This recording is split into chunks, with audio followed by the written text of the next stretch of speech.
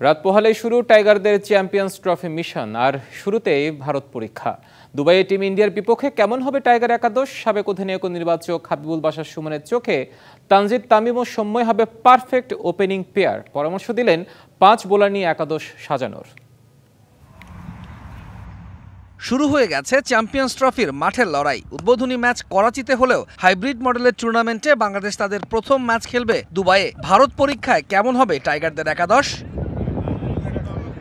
সাবেক অধিনায়ক ও নির্বাচক হাবিবুল বাশার সুমন তুলে ধরেছেন এবারের আসরে তার পছন্দের একাদশ, যেখানে তানজিদ তামিমের সাথে সৌম্যকেই ওপেনিংয়ে রাখছেন তিনি। ওপেনিং কম্বিনেশন আমি মনে করি যদি সৌম্য সরকার ফিট থাকে he should play.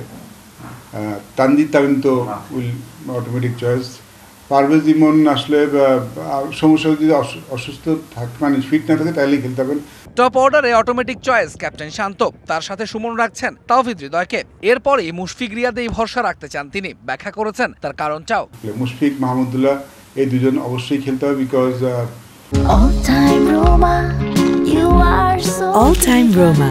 Taste it, love it.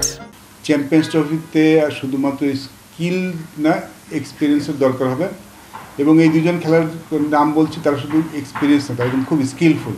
Wicket বিবেচনায় দলে 5 বোলার রাখার পরামর্শ দিলেন টাইগারদের সাবেক অধিনায়ক। সেক্ষেত্রে তাসকিন নাহিদ রানার সাথে তানজিম সাকিবেই আস্থা তার। বললেন স্বরূপে ফিরতে হবে মুস্তাফিজকেও। Tanzid Sakib I think very skillful player, এবং তানজিদ সাকিব যখনই খেলেছে, তানজিব সাকিব আমার নামটা খেলেই হয়েছে, যখনই খেলেছে কিন্তু পারফর্ম করেছে, ইম্প্যাক্ট ফেলেছে। নাহিদ রানা ইজ র pace. Taskin probably last 2 years he has been wonderful. Probably one of the best pace bowler at this moment.